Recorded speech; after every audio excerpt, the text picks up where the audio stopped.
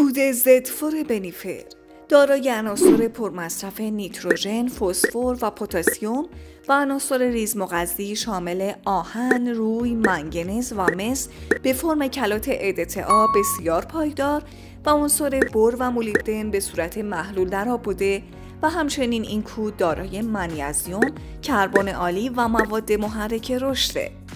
این کود ترکیب کاملی از همه عناصر و مواد مغذی مورد نیاز گیاهان رو در طول فصل رشد داره و در تمام فصل رشد قابل استفاده است. زدفور بهترین گزینه برای بازیابی گیاهان بعد از انواع تنش‌های محیطی و خسارت آفات و بیماری هاست. همچنین باعث تسریع مراحل رشد شده و مصرف اون در ابتدای فصل رشد موجب جلو افتادن گیاه و برتری رقابتی اون میشه.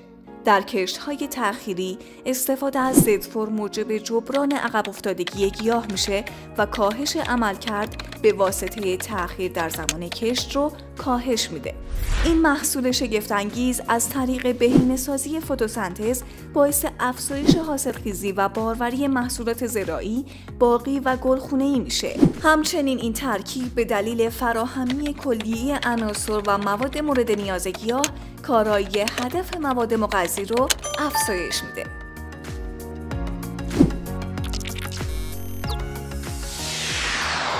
بنیفر، حس خوب کشت و کار.